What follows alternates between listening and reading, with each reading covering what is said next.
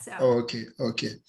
So yeah, as I mentioned, I'm going to be talking about protecting your infrastructure and looking at some of the way some of these attacks has been taking place through the years, and how you can implement a solid infrastructure to protect your network, basically a preventative maintenance rather than just reacting to any data breach.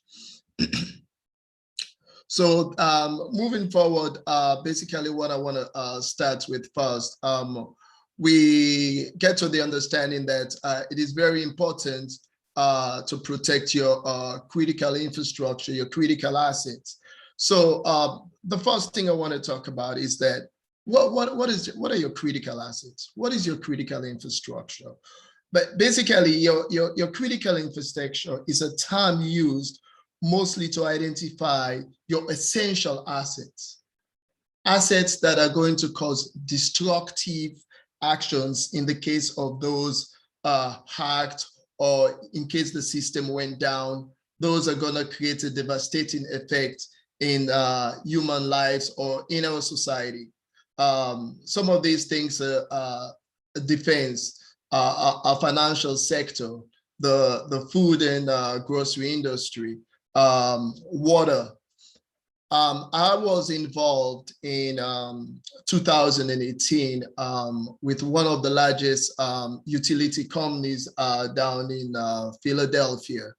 And they had a threat that they were going to pollute the water system and kill thousands of people down in Philadelphia. So Clarion and team, we went in as a consulting team to come and protect their network. We find out that they had like 500 locations within Pennsylvania, in different cities and territories. We came in, we did an assessment of the network. We find out that they had hundreds of remote locations, and those remote locations were not actually protected about VPN tunnels. They had direct access to the internet, and they were just running over direct access over satellite communication and broadband internet access.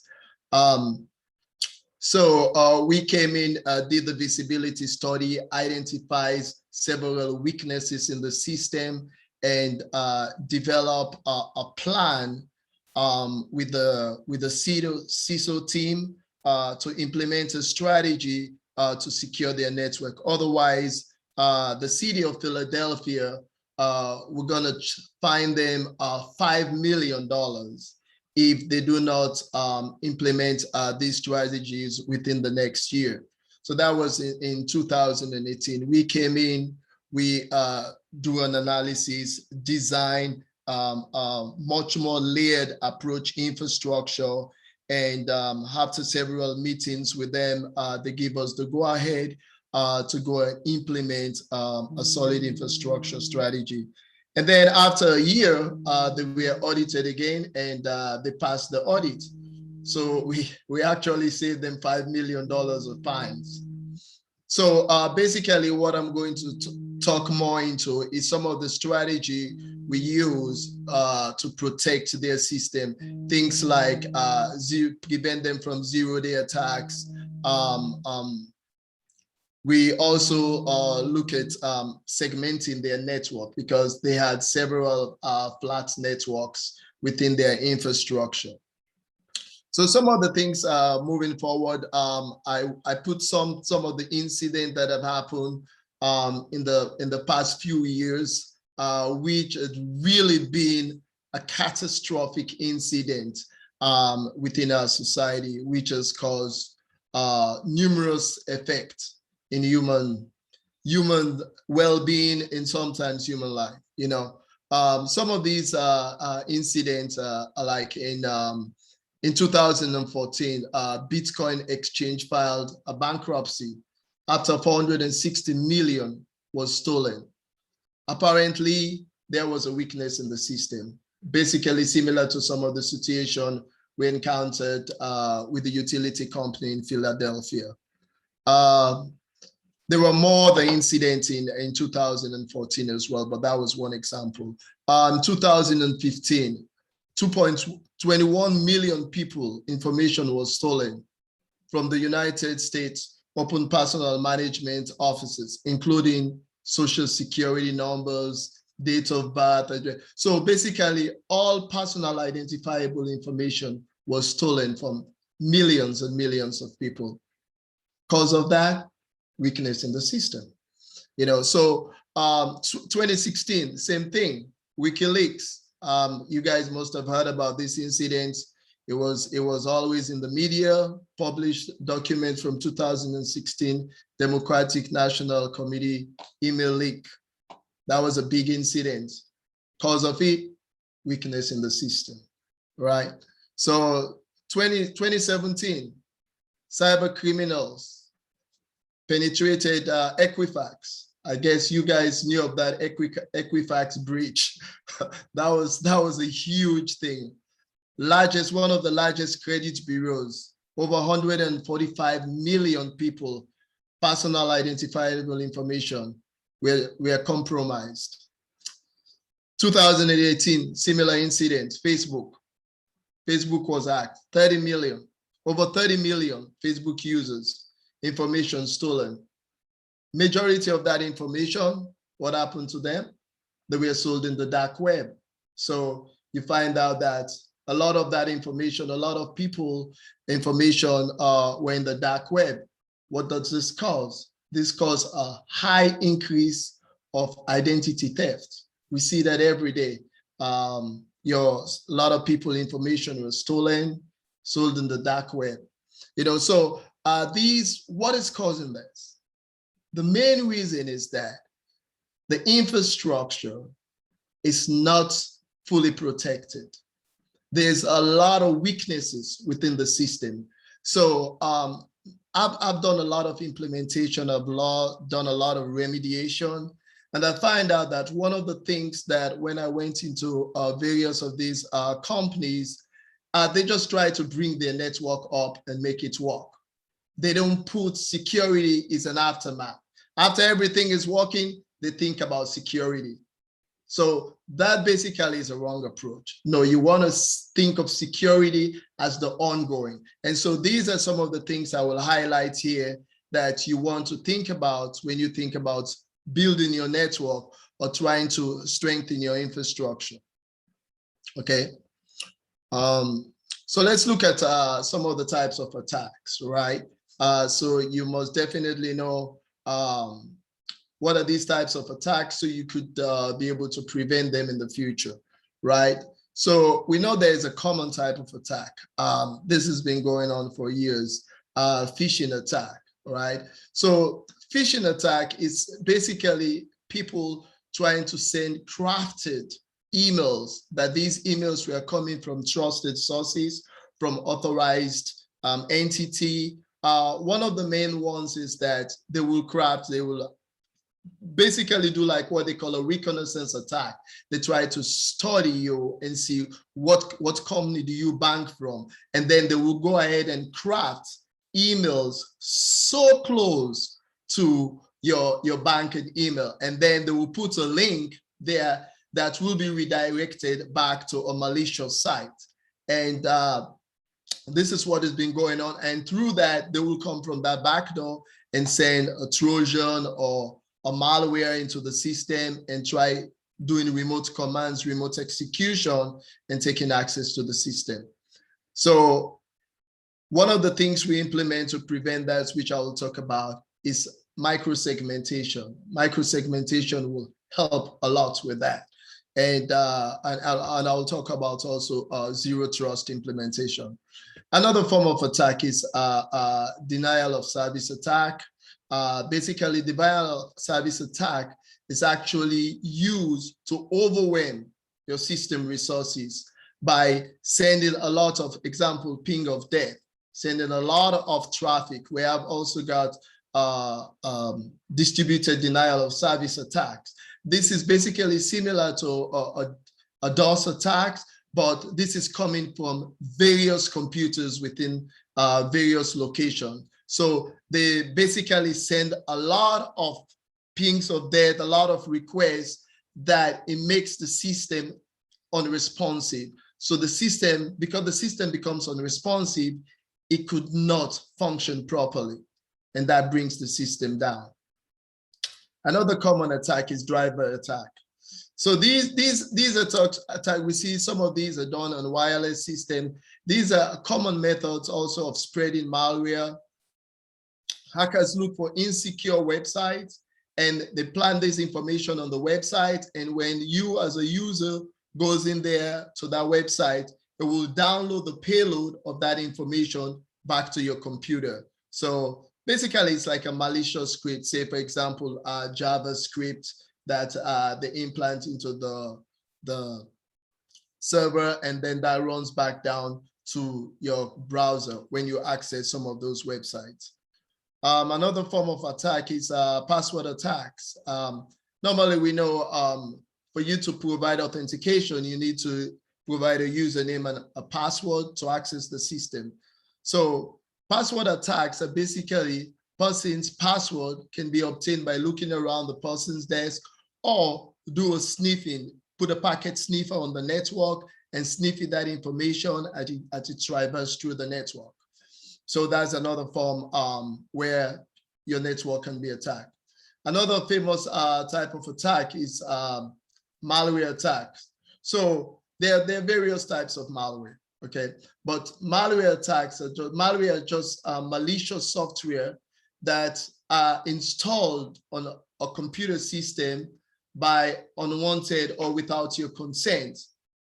Basically, these are used to propagate code that spreads out on the network, spread to other hosts within the network.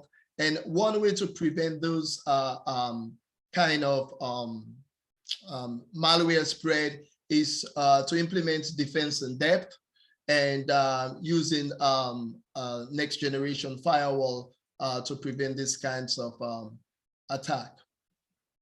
And then we also have session hijack, which is a form of man-in-the-middle attacks. So basically, this kind of attacks is between a client and the server communication.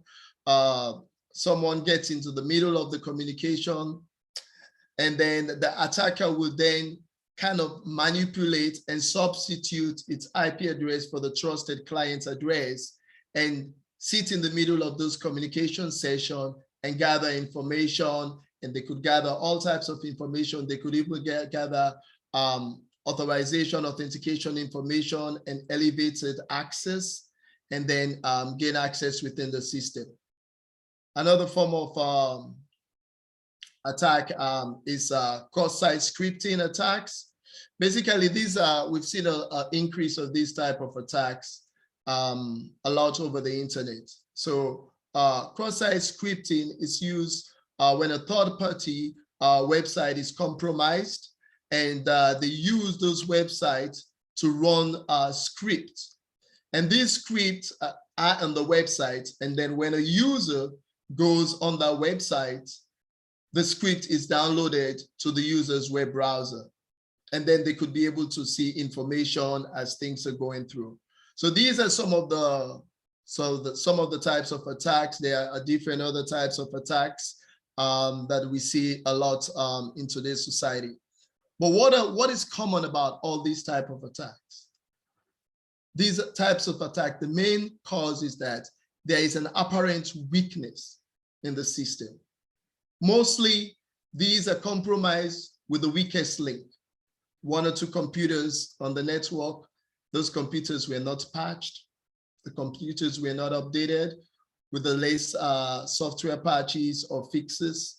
So the attacker take advantage of this kind of system.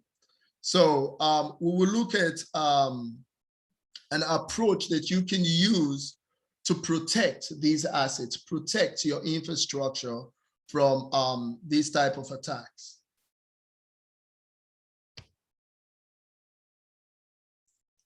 So defense in depth. So this is a method that has been well known. It's kind of a buzzword that's been going on for a while, and sometimes people don't understand basically what that really is. So basically, defense in depth is a multi-layered, multifaceted security approach, right? That is essential for your system. So basically, you have layers of protection. So if one layer of defense is compromised, another layer will step in and will try to maintain and protect the system. So defense is depth is basically like a cybersecurity approach where a series of defense mechanisms can be used to protect your valuable data and your information. So here there are 4 things that need to be taken into consideration when you're talking about defense in depth. First, let's look at policies and procedures and awareness. One of the reasons why phishing attack is so predominant is because there was lack of awareness. People, users, customers, they were not aware of how these phishing attacks were taking place because they don't do a lot of awareness. There were not a lot of policies and procedures that helps the users how they should work on the network. So with the proper policies and procedures in place, will kind of eliminate some of these issues, right? And then another thing with the defense in depth is that your perimeter network. Now, your perimeter network was normally referred to the 4 walls of your building. Not so much nowadays because with the way people work with a hybrid network environment, we have a lot of people working remotely. We have a lot of people accessing information on the cloud. So your physical perimeter network right now does not even defer to the 4 walls of your building. So your perimeter defense now includes your cloud that you have to protect, your remote access users coming in. So you have to implement a network solution that would protect people outside in the cloud, people over the internet, people doing remote access, and also people within the environment. So first and foremost is to implement a firewall. So you want to implement an edge firewall that will protect that will protect north and south traffic accessing the internet and traffic inbound to the internet. So your egress and your egress traffic. You want to also be able to protect that. You want to be able to implement virtual private networks that allows users, remote users working from home could be able to access resources over encrypted tunnel. So information that is traversed through the internet will be encrypted. Okay, so those are certain things you want to implement. So you want to implement a next generation firewall.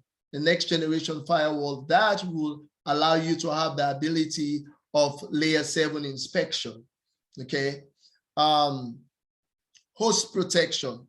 Some of the things you want to look at about your PCs, your host, is to be able to implement some kind of antivirus, anti-software, anti-spyware, malware protection on your network. So you have the host protection so that it will allow you when there is any malicious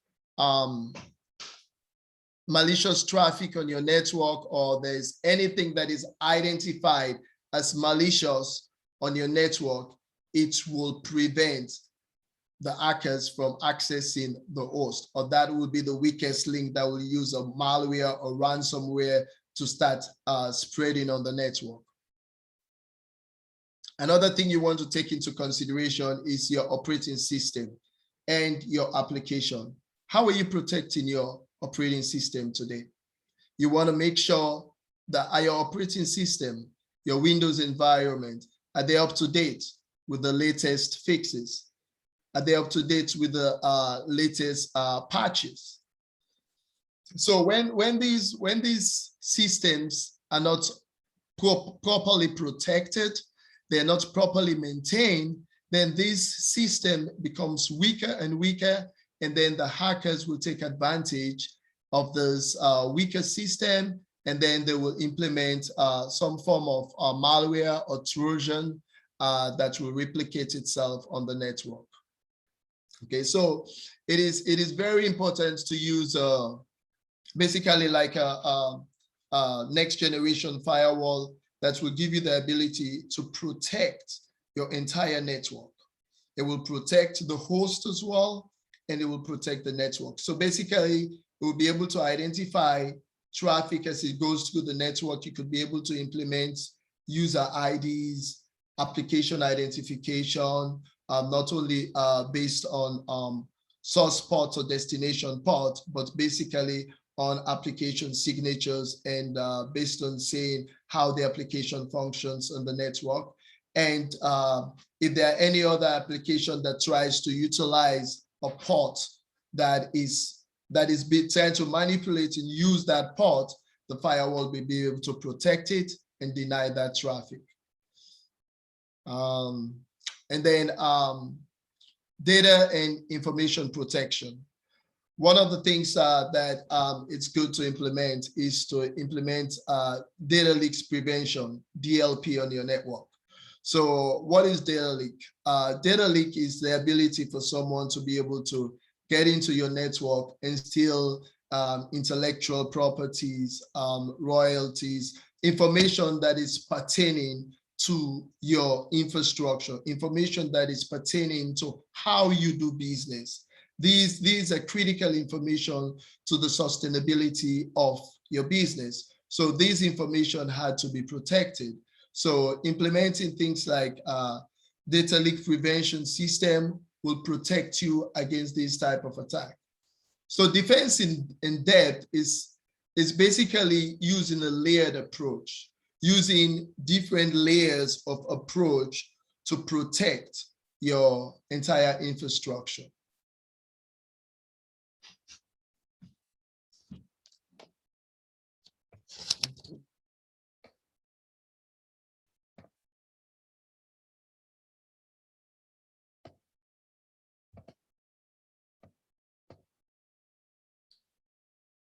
Another example that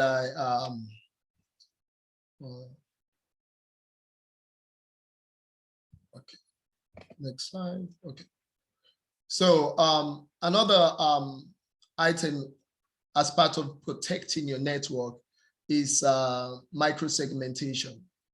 So basically, what is microsegmentation?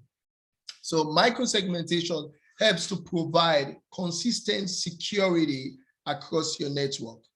Basically, as we can see, previously we have a flat network, right? Within that flat network, we have a VLAN. And as soon as you access that VLAN, you have access to all the 254 hosts within that VLAN. And so there is not much visibility between north and south, east and west traffic. So with micro segmentation, it allows you to break your network into various segments. So these segments, all traffic that goes between two segments has to go through a next generation firewall that will do firewall inspection. So all traffic will be inspected and based on security policy will determine whether that traffic is allowed or denied. So an example, so taking back to the example I gave about what we did in the utility company down in Philly. So they had multiple VLANs in the environment, but there was not much visibility in the network. So there was not much control, you know, the access control was very weak. So one of the things we did for them was to implement microsegmentation. So we segment their entire network. So we have a specific zone, a security zone, and that was for the user zone. We have a security zone basically for all the servers. We also have another zone that was for your SAN, your storage. We also have another zone for databases. We also have another zone for DMZ. So all servers that are going to be accessed from the internet will be in the DMZ zone. So basically what that does, it does create that visibility so that traffic from one zone to another zone is not allowed unless there's an explicit defined security policy that says that this traffic is allowed, otherwise that traffic is denied. This reduces your attack surface. Microsegmentation is not very difficult to implement. Basically, you just have to have a clear approach on how you want to go ahead and implement the microsegmentation. So with this kind of approach, it gives you a lot of granularity. So it gives you a lot of granularity. It gives you a lot of security. So your network surface approach is reduced. It's reduced your attack surface. It's improved the way in which a breach is contained. What does that mean? So let's say, for example, if someone breached the user network, right? So that doesn't mean they have access to the database zones. Now, because every traffic that goes between the user network and the database zones has to go through a security policy on the firewall. And if there is no explicit policy defined on the firewall, that traffic is automatically denied. So you actually find out that that helps you to contain even if a breach occurs. Okay, so those are some of the things that that microsegmentation will help do. It will also help streamline your policies, your security policy management. So you could be able to define what traffic is allowed based on user identification or based on application identification as data is being transferred over the network. So let's look at what are some of the use cases that you might want to implement microsegmentation. If you're in an environment where you have a development environment, right? You have a dev system, and then you also have a production environment. So with microsegmentation, it will help you to streamline the dev environment from your production environment. So data within the dev environment is not allowed over the production environment unless there is an explicit defined security policy to allow that traffic. So it gives you more visibility and it gives you more control over your network.